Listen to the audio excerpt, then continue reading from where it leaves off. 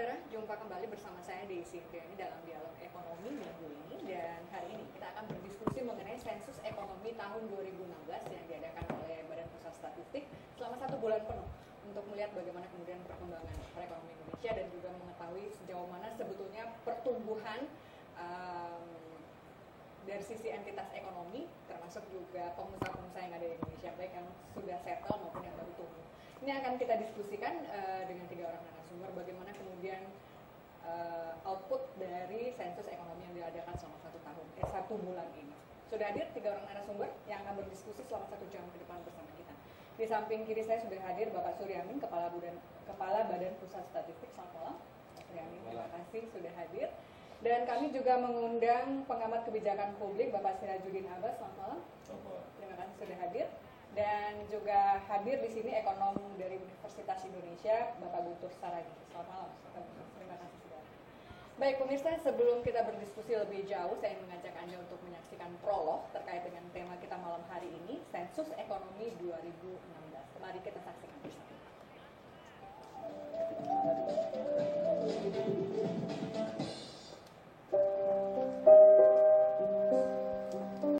Ya, terima kasih saudara kembali bersama kami dalam Dialog Ekonomi minggu ini. Seperti pertanyaan terakhir dalam prolog, benarkah kemudian sensus ekonomi ini bisa mendongkrak pertumbuhan ekonomi nasional? Tapi sebelum itu kita kupas lebih dalam, saya mau bicara dulu dengan Pak Suryamin. Apa sih sebetulnya tujuan, walaupun ini adalah perintah undang-undang untuk melaksanakan sensus ekonomi, tapi apa tujuan besarnya Pak?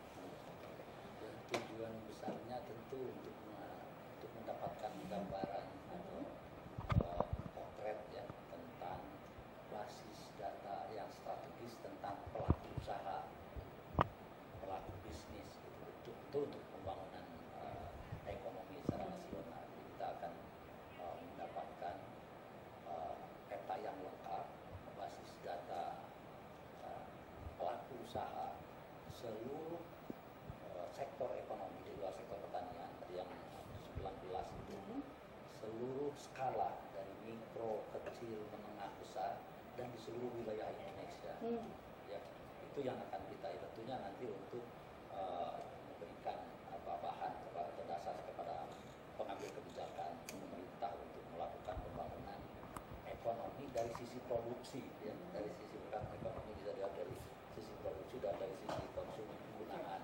Dari sisi growth yang menghasilkan output yang menyerap tenaga kerja, jenisnya apa, di mana, skalanya seperti apa, itu kita akan dapatkan potret. Di samping itu kita juga untuk mendapatkan data tentang karakteristik, beberapa karakteristik dari pelaku usaha itu, ya. Apakah itu yang mulai dari karakteristik selain kegiatan utama ada barang yang dihasilkan, tenaga yang dipekerjakan, kemudian biaya yang dikeluarkan, output yang dihasilkan. Jadi di dalam sensus ekonomi ini kita lakukan dalam 2 tahap. Yang pertama adalah kita melakukan pendataan secara lengkap yang dilakukan sekarang mulai dari tanggal 1 sampai 31 Mei. Pendataan secara lengkap dari usaha-usaha, dari rumah-rumah seluruh skala yang tadi saya katakan. Kemudian juga untuk mendapatkan populasi di seluruh wilayah Indonesia. Dan yang kedua, kita juga akan melakukan survei yang lebih dalam. Nah, ini di akhir tahun tahun 2017. Yang lebih dalam itu kita akan menanya tentang berbagai hal, struktur inputnya, struktur outputnya, penggunaan aset, kemudian barang yang dihasilkan. Kalau industri manufaktur, bahan baku yang digunakan, apakah berasal dari impor, berasal dari dalam negeri, itu berapa. Ini sangat ini. Tetapi di dalam tahun 2017 juga berdasarkan hasil pendataan lengkap sekarang 1 sampai 31 Mei 2013 ini kita bagi 2 juga. Untuk yang menengah besar karena jumlahnya tidak terlalu banyak itu nanti akan disensus juga. Seperti contohnya misalkan untuk industri manufaktur menengah besar kan setiap tahun kita sudah melakukan pendataan lengkap juga karena jumlahnya tidak terlalu banyak tapi share-nya cukup besar. Industri menengah besar jumlahnya hanya 24.000 dibandingkan dengan total industri manufaktur dari mikro kecil, dari rumah tangga kecil menengah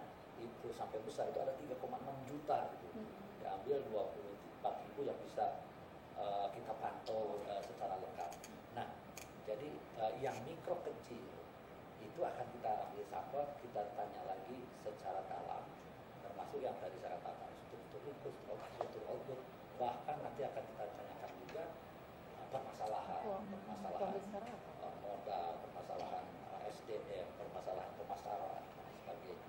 Ya. Sehingga untuk yang tahap pertama ini kita akan mendapatkan potret yang lengkap, itu menjadi sangat penting.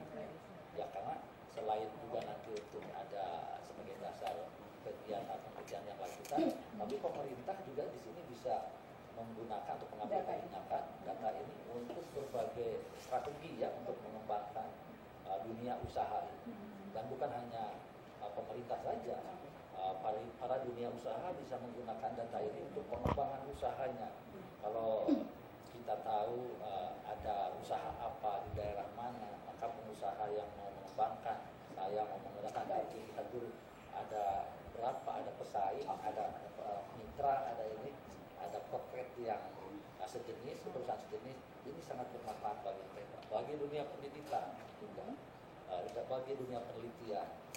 Ini sangat Pak Suryamin, tapi mungkin sekedar konfirmasi, karena kemarin kan Presiden Jokowi sempat menyentil BPS nih harus menghasilkan data yang strategis, data yang berkualitas dan juga aktual. Kan udah orang berpikir, ini apakah gara-gara baru disentil Presiden maka kemudian ada lahir sensus ekonomi sekarang? Waktunya. Ya, kita lihat dari dasar hukumnya. Memang satu, selain kita harus mempunyai dasar strategis ya, di dalam Undang-Undang nomor 16 tahun 97, BPS diberi tugas untuk menyelenggarakan statistik dan memberi atau menyediakan data bagi pemerintah dan masyarakat lainnya. Data ini dikumpulkan oleh BPS dengan berbagai cara. Salah satunya adalah sensus, yang lainnya survei, yang lainnya juga ada catatan administrasi, gitu ya.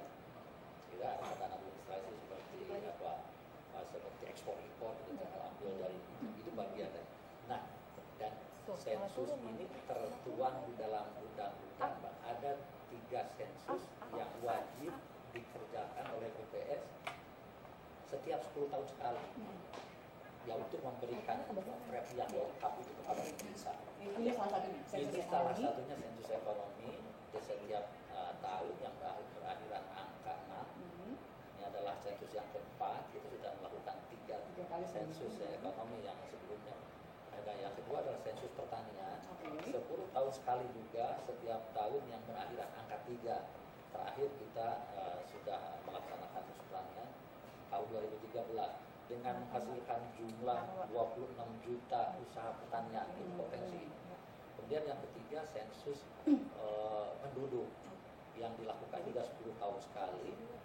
Kemudian dilakukan pada tahun yang berakhiran angka 0. Terakhir kita melakukan sensus penduduk 2010. Selain yang 3 besar-besar ini ada juga kan kerjaan-kerjaan lainnya. Betul. Saya yakin itu. Ya. Baik, saya mau Pak Sirajuddin, dinamika penduduk kan luar biasa, sangat cepat. Dalam time frame 10 tahun itu bisa nggak kemudian memotret perubahan yang akan digunakan, kan katanya mau membuat sebuah kebijakan yang sangat strategis untuk pembangunan ke depan. Apakah waktu yang 10 tahun itu masih realistis untuk memotret?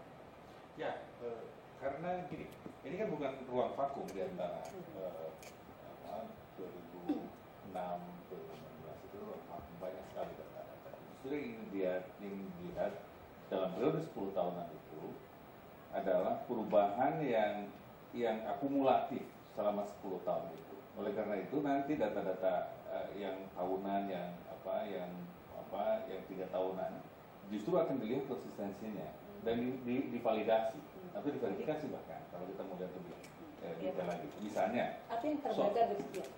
misalnya soal data pertumbuhan ekonomi. Nah, pertumbuhan ekonomi itu kan rutin buatnya, bisa perubahannya itu bisa tahunan kan. Terus juga bisa dibacanya orang bisa juga per kuarter kan, karena dari transaksi bulanan gitu. Nah, itu akan kelihatan di ujung akumulasinya itu seperti apa sih, kelihatan misalnya kalau melihat dalam 10 tahun seperti apa kira-kira gitu. Tapi yang paling penting dari sensus ekonomi saat ini adalah ingin ada yang lebih strategis sebetulnya yang ingin kita katakan bahwa setelah reformasi, kondisi ekonomi secara nasional dari aspek produksi misalnya. Seperti apa? Gitu. Kalau kita bandingkan misalnya dengan pertumbuhan angkatan kerja, kita sudah tahu persis bahwa ini sekarang zaman keemasan penduduk dari sisi orang mengatakan bonus demografi. Oke. Dan itu artinya kebutuhan konsumsi akan sangat besar. Oke. Itu satu. Kalau kita lihat dari aspek produksi, kita juga melihat ada struktur kekuatan basis ekonomi nasionalnya. Seberapa kuat kita punya pijakan dan punya pegangan dari aspek produksi yang bisa mensuplai kebutuhan. Nanti juga akan dibandingkan misalnya dengan berapa kontribusi dari produksi ini untuk memenuhi kebutuhan konsumsi, berapa yang ekstra untuk diekspor atau ini, dan berapa nanti perbandingan dengan impor. Dari sisi itu kesanggupan produksi dalam negeri ini untuk memenuhi kebutuhan rutin penduduknya yang sedemikian besar. Itu satu. Jadi ingin melihat akumulasi dari perubahan ekonomi pasca reformasi. Ini penting, gitu. Pak, seperti apa saat ini? Itu pijakan awal. Pijakan awal. Jadi arti strategis yang saya ingin menggarisbawahi Pak Suryana tadi. Yang kedua, ini juga kita akan melihat dalam arti relatif dengan negara-negara yang lain. Misalnya gini, ini sekarang dari Desember kemarin sudah diputuskan kita menjadi bagian dari masyarakat ekonomi Asia. Pertukaran orang, jasa, produk itu akan lebih cair dan segera sudah mulai terasa saat ini. Yang belum kita betul-betul pegang sebagai masyarakat, juga para pengambil kebijakan, adalah kepastian dari aspek kekuatan kita sendiri untuk bisa kompetitif. Yang terjadi adalah klaim-klaim aja bahwa kita punya ini sumber daya sekian, basis manufacturing industri seperti apa, struktur produksi seperti apa. Sorry, saya potong Pak Sirajudin. Itu kan seharusnya pertanyaan itu sudah terjawab oleh sensus yang dilakukan pada tahun 2006 harusnya. Tahun 2006 sudah dilakukan sensus ekonomi untuk menjawab tantangan MEA ini. Paling tidak, harusnya kan sudah seperti itu kita memiliki platform berpikir. Nah, ya itu betul. Jadi, juga. Rujukannya kalau sensus ekonomi yang sekarang mau kita bawa untuk menjawab tantangan MEA menjadi balik, saya pikir. Enggak. Justru kan ini start mulainya saat ini. Kita ingin punya pegangan yang lebih up to date, lebih aktual saat ini. Kalau merujuk pada yang sebelumnya, maka data tahun 2006 itu sudah jauh ketinggalan dibanding data tahun 2016. Misalnya struktur tenaga kerja ini sudah bertumbuh sekian banyak. Angka pengangguran sudah menurun sedikit banyak dari tahun 2006 sampai saat ini. Terutama setelah perubahan itunya. Usia kerja, pendidikan. Saya potong dulu, nanti kita lanjutkan ya. Saya berpikirnya begini, bahwa seharusnya data yang kita punya sekarang harusnya bisa menjawab atau memproyeksikan tantangan 10-20 tahun ke depan. Harusnya seperti itu Pak. Nanti kita diskusikan lagi bagaimana kemudian mengelaborasi sensus ekonomi 2016, tapi kita harus break dulu. Tetaplah bersama kami dalam dialog ekonomi minggu ini. Saudara Anda kembali bersama kami dalam dialog ekonomi minggu ini. Tadi kita terpotong, silakan. Atau Pak Suram? Ya, saya ada tambahan dari yang tadi oleh kalau kita lihat ada sesuatu yang strategis di dalam hasil sensus ekonomi 2016 ini. Tadi saya setuju Pak Suryana bahwa kita juga menduga bahwa akan terjadi perubahan struktur ekonomi. Ini yang penting. 10 tahun yang lalu, kalau saya sebut, boleh saya nyebut, dulu tidak ada Gojek, tidak ada yang Traveloka, tidak ada yang IT mandate dulu. Jadi ada struktur ekonomi sekarang akan berubah di samping ekonomi yang sudah mapan, industri manufaktur, pertanian, kita negara kita pertanian, industri manufaktur juga sudah lama kita mengarah ke industrialisasi, tapi masih, nah itu yang harus dibenahi dengan data ini nanti. Kemudian ada sektor jasa yang menghasilkan output yang begitu besar hanya dilakukan oleh 2-3 orang, yaitu dengan IT. Tapi juga kalau kita melihat seperti Gojek, bukan 2-3 orang bisa menciptakan lapangan kerja.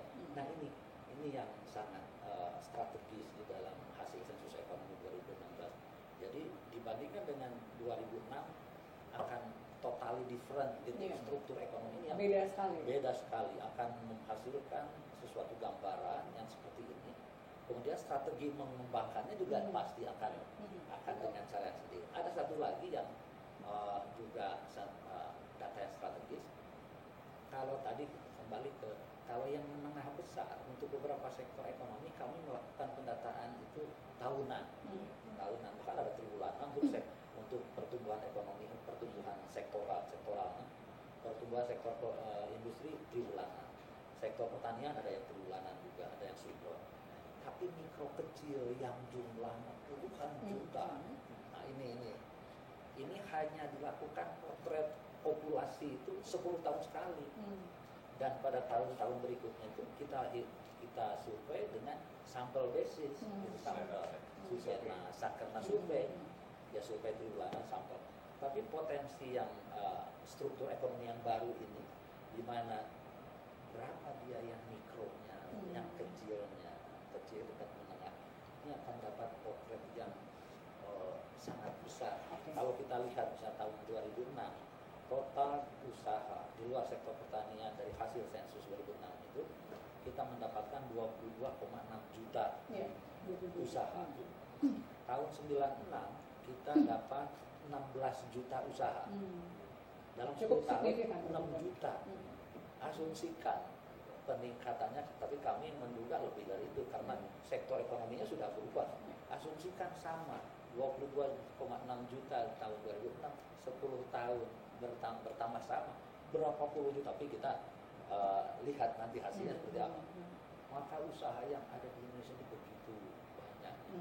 Kalau ditambahkan dengan usaha pertanian untuk rumah tangga tani yang 26 juta hasil sensus pertanian, maka ditambahkan taruhlah ya 22 tambah 6 kita ya 28 itu bisa mendapatkan usaha yang 50 juta lebih.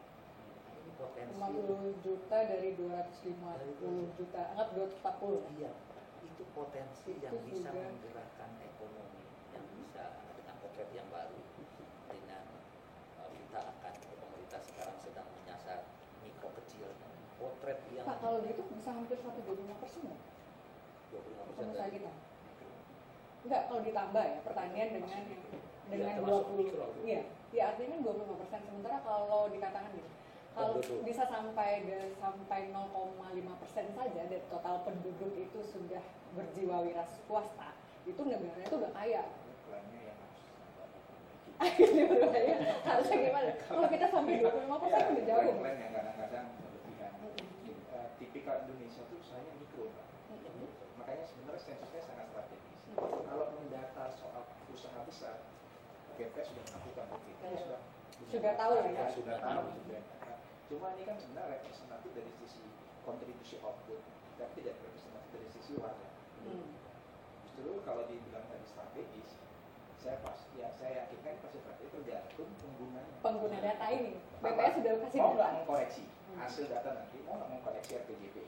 Andai kata, dia juga belum pasti harus dikoreksi. Data ini menjadi basis untuk mengkoreksi, untuk meninjau ulang. Di daerah juga sama, pemerintah daerah. Mau nggak? Jadi bukan BPS yang disuruh berstrategis. Pengguna data. Pengguna data mau nggak? Tentunya saja memang tantangannya seperti ini. Kadang-kala juga begini, Pak. BPS kan memang kompeten dalam soal angka survei. Kadang-kala bahasa itu bahasa yang tidak semua pengambil kebijakan bisa memaknai sebagai informasi. Pengambil kebijakan hanya menerima data, bukan mendapat informasi. Apalagi kan menarasikan ya. Apalagi kadang BPS memang biasa dalam laporannya kan kalau angka ya. Nah, jujur saja saya pengalaman juga ya masih beberapa Pemda itu kadang-kadang di Pemda juga kompetensi terhadap penguasaan data ya. Ini ada data. Jadi kadang-kadang kita ironis gitu. Kadang-kadang sering mengatakan data tidak ada data. Cuma sering kali pertama mungkin kemampuan mengakses data. Adalah kita sudah tahu BPS sudah ada di online semua. Kadang-kadang juga bahkan kadang-kadang mahasiswa kita juga kadang-kadang masih menganggap akses data gitu. Yang kedua bagaimana memberikan makna terhadap data, karena tetap saja BPS hasil akhir itu angka data ini angka pemaknaan itu sangat bergantung dengan siapa yang akan nanti menafsirkan data kan. Jadi jangan sampai salah kata BPS harus diarahkan menghasilkan informasi, tidak. Jangan sampai BPS jadi jadi perpanjang tanganan pengambil kebijakan enggak BPS sesuai dengan amanah undang-undang yang melakukan sensus benar apa adanya. Kalau nanti Pak pahit Pak ya Bapak katakan pahit Pak kalau memang ternyata hasil sensus ekonomi saya sih duga Pak. Terima kasih saya nggak resmi Pak penyajian. Kita harap BPS sebagai lembaga resmi negara yang berhasil nanti akan menunjukkan bisa jadi ada banyak kegiatan kita yang selama ini salah sasaran, ada banyak asumsi-asumsi yang kita pikirkan selama ini ternyata meleset. Ya. Yang terpenting mau mengakui. Jangan lagi dibilang BPS yang enggak. Ya, kan Presiden udah mengatakan kasih data yang sebenar-benarnya, yang real di lapangan. Ya memang sebenarnya selama ini BPS ya data yang real. Tapi bagaimana arsitektur strategik yang dibuat tergantung orang yang di belakang ya. Pengguna data ini bukan bisa dimainin, bisa dimaknai dengan seni yang berbeda-beda.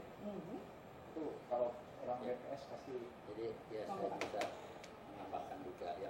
Oleh karena itu BPS sekarang merubah strategi juga. Selain kita kan statistik itu statistik mulai dari perencanaan, persiapan, pengolahan, bahkan di sini sampai analisis lah, analisis yang ya kita mencoba juga membuka apa data yang ada di BPS seperti ini dengan segala ini yang bisa dimaknai oleh para pengambil kebijakan itu lebih mudah. Gitu. Jadi tidak sekedar kami berupaya tidak sekedar pertumbuhan ekonomi itu sekian, sektoralnya sekian, kemudian menurut penggunaan sekian, tapi kita ini kan juga kenapa sekian, nah gitu, sektor apa yang karena apa, di sisi mana, dari data itu juga bukan kita dari, nah itu yang kita coba, teman-teman ya, itu di sini memang pembelajaran sih ya, pembelajaran tentang menstatistikkan masyarakat dan memasyarakat statistik itu juga bagian dari karena itu akan menjadi sesuatu yang sangat yang lebih strategis lagi itu data kami sajikan berikan dengan segala ini bagaimana menggunakan data ini menjadi kebijakan yang akan terus dilakukan dalam implementasinya lebih tepat sasaran itu kan itu sebabnya saya kira gini dari sisi BPS harus tetap independen dari sisi data. Karena itu aspek interpretasi sebagai indikator. Ya, itu sajikan aja. Ya, walaupun ada analisa. Ya, karena tugas menganalisis itu tugas akademisi, tugas para sarjana, tugas para pengambil kebijakan dengan tim perencanaan misalnya. Jadi biarkan itu, karena kalau ikut terlibat menganalisis itu berbahaya sekali. Kata Pak Guntur kan problemnya ada di level berikutnya, pengguna data. Ya, kalau ini soal fungsi, ini soal fungsinya nih Mbak Desi, ini soal fungsi. Nah ini gini, data statistik itu bukan hanya data deskriptif, itu juga ada data analytical. Kita bisa produksi lagi ininya, variabel-variabelnya dengan mengkombinasikan sejumlah, dikelompokkan lagi. Jadi ini soal kemampuan analisis kalau soal itu fungsional. Aspek fungsi, bagaimana memfungsikan data dan menginterpretasi itu butuh pendidikan memang, itu butuh kerangka teoritis. Tergantung, kalau seorang sosialis menganalisis data BPS tertentu, tentu saja akan efeknya seperti apa. Tapi kalau yang punya perspektif yang lain akan berbeda pula. Tapi Pak Sirajudin di lapangan kan Pak Sirajudin sering melakukan survei ke daerah-daerah. Menemukan nggak situasi seperti itu kan di pemerintah daerah? Saya tidak mau prejudice bahwa mereka tidak memiliki kemampuan itu, tapi ada tidak pernah menemukan misalnya mereka memang tidak mampu untuk menginterpretasikan data yang sudah disajikan oleh BPS maupun BPS. Banyak saya menemukan itu sebabnya kita coba kalau kita memberikan advice kepada pemerintah daerah, pemerintah pusat, dari sisi data ya, kita harus menggunakan data yang tidak ada perdebatan. Artinya sudah diakui objektivitasnya data BPS. Okay? Tetapi berikutnya adalah data BPS juga perlu pembanding untuk punya power, namanya ya data power, untuk punya influence. Itu harus dibandingkan, misalnya data BPS bisa diambil dari misalnya data yang dimiliki misalnya oleh Bank Dunia, oleh UNDP, misalnya UN kan punya pengumpulan data sendiri. WHO mengumpulkan juga, misalnya. Dari sisi itu untuk beberapa lintas kementerian seringkali agak problematik karena misalnya yang satu merujuk data tahun 2006, yang satu dan 2013 kadang-kadang rujukan datanya berbeda-beda. Konteks pemerintah daerah Saya kira gini, soal brand itu menjadi tantangan tersendiri bagi aparatur pemerintahan. Bukan hanya aparatur pemerintah sebetulnya, brand itu kan artinya perguruan tinggi, lembaga riset. Kemampuan membaca data dan menyajikan menjadi sebuah informasi, analisis, dan memberikan policy rekomendasi yang pas berdasarkan data-data objektif itu. Jadi jangan asal bunyi. Ujungnya begitu. Itu sebabnya di lembaga-lembaga penelitian kayak Bapeda, perencanaan kayak Bapeda, Bappenas, mereka tim analisnya sangat diperhatikan, sangat kuat. Di Litbang juga, di Litbang departemen. Nggak mesti semuanya model statistik, mohon maaf, baik karena itu elitis sekali Pak, butuh ini.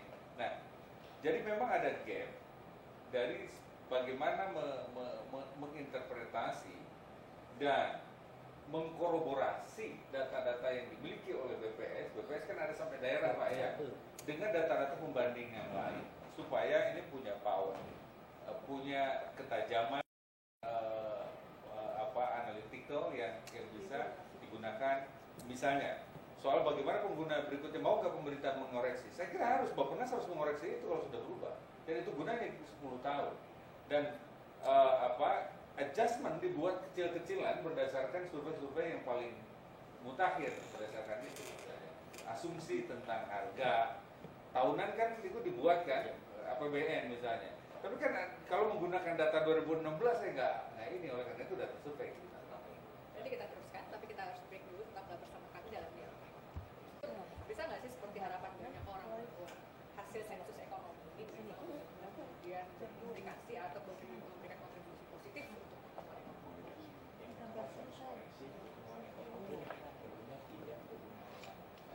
Walaupun tadi mungkin maksud saya gitu, bagaimana kemudian kebijakan hasil data ini diolah dan digunakan oleh pengambil kebijakan, bisa nggak sebetulnya ini dimaknai? Seharusnya bisa, bahkan sebenarnya lebih luas dari pertumbuhan ekonomi. Pertumbuhan ekonomi kan sering menggunakan data konsumsi. Sebenarnya ini yang kita harapkan, kami dari sisi akademisi. Cuma kan karena keterbatasan juga 10 tahun ya. Kalau sebaiknya memang sebenarnya lebih intens lagi sehingga itu bisa lebih apa? Karena kadang-kadang data konsumsi itu biasanya juga. Seringkali kita hanya melihat contoh pertumbuhan ekonomi dikontribusikan oleh pelaku-pelaku yang dominan. Melalui sensus ekonomi itu kita bisa lihat apa yang sebenarnya terjadi, terutama di kita selalu terjebak bahwasanya ekonomi kita tumbuh bagus yang memang dikontribusikan oleh segelintir. Karena data-data konsumsi itu ini yang memang yang real, yang datang dan sudah rutin kok.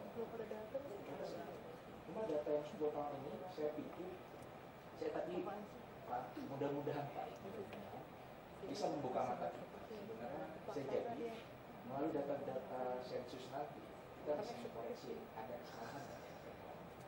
Pemikiran kita dalam perspektif ekonomi bisa jadi nanti akan bisa seperti diuji melalui data. Contoh, kesejahteraan. Benar nggak memang kesejahteraan yang selama ini diklaim? Kalau ini kan sensus yang melibatkan survei. Benar nggak memang UKM mikro itu memang mengalami perbaikan selama ekonomi ini? Selama ini kan kita seperti hanya prediksi, kadang klaim, sekarang sepihak. Melalui ini saya menunggu. Kalau selama ini kami juga kadang banyak kritik segala macam, cuma datanya kan belum resmi. Saya cuma mungkin juga Pak, kalau bagi saya di Republik ini harus ada kesepakatan satu resmi ya, BPS ya. Masalah itu di challenge data lain itu challenge ya, tapi penggunaan data resmi memang BPS. Dari sisi keilmuan sekalipun, walaupun kadang-kadang Bank Dunia dan lain juga merefer ke BPS. Dulu ketika klaim Bank Dunia versi miskin lebih banyak, enggak, Bank Dunia pakai $2, kita $1, datanya sama BPS, cuma asumsi $2 $1. Jadi sebenarnya data yang sama gitu. Jadi kita menunggu. Jadi idealnya harusnya berapa? Jangan 10 tahun, oke, berapa tahun? Kalau ideal itu kembali ke kebijakan, ke perundang-undangan. Enggak, kalau dalam kacamata akademisi melihatnya dengan memotret dinamika pertumbuhan penduduk dan juga produktivitas mereka, termasuk juga tantangan dari luar ya, harusnya berapa? Gini, karena Indonesia luas. Sebenarnya kan BPS sudah melakukan survei. Survei kan siapa? Kalau sensus memang itu juga karena coverage yang luas. Kita bukan kayak Singapura. Kalau Singapura barangkali 9 sekali bisa. Kita Sabang sampai Merauke, jadi rapidnya Ya, itu Memang 3,4 triliun ya Pak ya? iya Bukan 2,39 bukan 3 itu terus kita Tapi cukup besar itu ya, 2,39 untuk ukuran bangsa ini. 2,39 dari Sabang sampai Merauke. Sabang sampai Merauke, dan lebih dari 90% hanya untuk upah gitu. Ya. 90% yang untuk upah. 95% bahkan lebih itu, karena kita menggerakkan atau menggunakan hampir 340.000 tenaga. Itu pun kita rekrut dari mitra, tapi dengan seleksi yang kita makin diperketat lah. Ada jutaan yang mendaftar, kemudian kita seleksi, kemudian kita tes juga. Kemudian juga kita adakan pelatihan selama 4 hari untuk menguasai masalah teknis dan teknis. Jadi dari sisi 2,39 ya, dari sisi penggunaan petugas yang 340.000 bekerja sebulan dengan sistem itu menciptakan lapangan kerja juga dalam setahun dalam sebulan. Itu dihitung juga dong. Iya, ada dampak terhadap ya. Dampak langsung ya, 1 bulan. Iya, betul. Tapi saya yang ingin menambahkan Pak Gubernur tadi, itu ya, kita sekarang sering lebih konsumsi ya. Nah, dengan data sensus ekonomi ini yang kita akan dapatkan dari besar, menengah, kecil dan mikro, ini sisi produksi.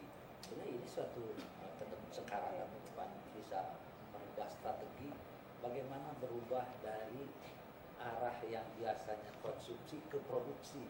Nah ini suatu fundamental juga ya bagi pemerintah, karena kita akan mendapatkan data berapa jumlahnya, apa usahanya, di mana, bahkan nanti apa masalahnya.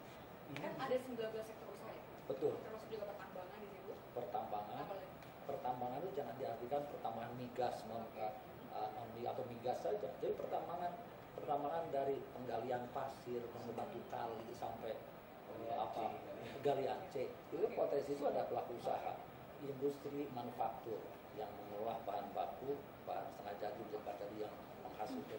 Ini penghasil value added yang paling tinggi yang nantinya bisa dirubah. Kita yang biasanya menjual barang yang tidak diproses, barang pertanian dijual saja. Termasuk juga tenaga kerja ya? Tenaga kerja. Oke. Ya. Akan dapat juga nggak nanti data dari situ berapa tenaga kerja asing yang sudah lebih bekerja? Kan kemarin tuh Menteri Tenaga Kerja habis sidang Pak Andi Dayang, ternyata banyak sekali tenaga kerja asing. Jadi bisa nggak tuh? Mau nggak ada perusahaan? sensus penduduk itu. enggak, Kan tenaga kerja juga di sensus. jadi informasi yang dikumpulkan itu nama perusahaan, alamat, kegiatan utama perusahaan, barang yang dihasilkan, tenaga kerja yang digunakan, tapi di sini total dulu karena memang kita targetnya kan populasi. Nanti di dalam survei yang tapi dengan sampel yang cukup besar itu akan lebih rinci. Kemudian pengeluaran usaha, kemudian pendapatan usaha, itu yang kita Pak, bisa. hasilnya kapan? Hasilnya kita menargetkan dua target. Yang pertama, insya Allah pidato Presiden tanggal 17 dan 16 kita akan ada jumlahnya, tetapi hasil yang secara lengkapnya akhir tahun. Oleh karena itu maka ya di sini juga peran daripada pemberi data itu yang betul-betul, kalau dari kami kan kita sudah menyediakan sumber daya manusianya yang dilatih, kemudian IT, kemudian bawa personnel, kemudian dilatih dan sebagainya. Sekarang tinggal respon dari para pelaku usaha itu. Berarti harus betul-betul untuk RAPBN 2017 sudah bisa dipakai ya? Data ya? Untuk asumsi-asumsi menggunakan data baru. Dan saya kira ini yang lebih strategis lagi. Karena kalau Indonesia ingin mencoba memperbaiki basis fondasi ekonominya, ya memang harus dilihat bukan konsumsi. Bahwa konsumsi penting untuk kualitas perubahan yang kegiatan ekonomi sehari-hari, iya. Tapi kalau ini fundamental karena tentang bagaimana hubungan antara human capital dengan industri. Misalnya gini, kalau pertumbuhan manufaktur di satu negara itu bertumbuh sedemikian misalnya, maka bisa dibayangkan juga berapa supply dari tenaga terdidik yang bisa diserap per tahun, sekian tahun. Oleh karena itu efeknya ke penyerapan tenaga kerja. Saat ini kita tahu persis bahwa 60-an juta angkatan kerja itu masih di sektor informal. Hanya sekian aja yang di pegawai negeri, hanya sekitar 45 juta, terus yang di sektor informal. Dan itu artinya yang menjadi pelaku mayoritas ekonomi di dalam negeri ini adalah orang-orang yang skillnya masih rendah, modalnya kecil, maka produk yang dihasilkannya pun belum cukup kompetitif untuk memenuhi kebutuhan. Dan saya kira kalau menggunakan basis data yang ini, kita semua akan disuguhkan cermin yang relatif lebih seimbang. Silakan. Ya, benar. Biasa data konsumsi tidak, apalagi konsumsi kan pastinya kan nasi. Kita tahu jumlah kita tidak nasi, kan? Kita tahu juga ketimpangan nasi. Kan? Jadi saya pikir pencapaian hari akan kita validasi setelah nanti saya nggak mengatakan apakah yang sekarang salah benar, tapi kita akan Tapi lihat. harus berani mengevaluasi ya. Bagaimana data yang disajikan tahun 2006 dengan RPJP, RPJM yang dibuat selama periode itu, kedua periode, 2 tahun, 5 tahun, 5 tahun, dan bagaimana kemudian dipresentasikan. Dan tidaknya itu mengakui kalau memang salah saya berarti. Jadi karena di ekonomi juga bisa. Amerika juga negara krisis paling overvalued. Bagaimana kita juga bisa nanti mengakui, terutama ya dengan Pak Jokowi nanti baru misi panjang ya. Dia punya visi ke depan. Cuma tadi kita sebutkan yang dia pikirkan sama dengan basis data yang populasi. Kita hari ini disuguhkan data sampel. Kita disuguhkan pertumbuhan seperti ini data sampel. Ini nggak mencerminkan kita masih banyak rakyat kita yang masih gajinya jauh kecil, masih ada yang kelaparan dan segala macam. Nanti Pak, ini sakit jantung tiba-tiba nanti. Tidak sejauh itu. Karena akan menjadi Biasa. Terima kasih, Pak. Tapi signifikan mungkin kelihatan karena ini memotret pasca reformasi pertama kali. Baik, terima kasih Bapak-Bapak untuk perbincangan kita malam hari ini. Kita dibatasi waktu. Dan saudara, demikian tadi perbincangan kita dalam dialog ekonomi ini. Kita akan tunggu hasil sensus ekonomi yang akan dirilis oleh BPS setelah mereka bekerja selama 1 bulan kurang lebih dengan 340 di bawah. Silakan. Oke. Saya dalam kesempatan ini mengimbau agar kita dapatkan data yang berkualitas, akurasi yang tinggi, ya, presisi, reliability. Maka ada dua kan yang menentukan kualitas data internal dari kami yang menyiapkan instrumennya. Kemudian dari pemberi data, jangan khawatir, jangan ragu-ragu, jangan takut memberikan data yang sebenar-benarnya, karena ini dijaga kerahasiaannya oleh undang-undang, kemudian tidak ada sangkut pautnya dengan pajak dan tidak dipungut biaya. Itu yang penting. Dan waktunya hanya sebentar 1 bulan sampai 31. Karena kalau ditanya omset agak gini ya. Terima kasih Bapak-Bapak, dan demikian tadi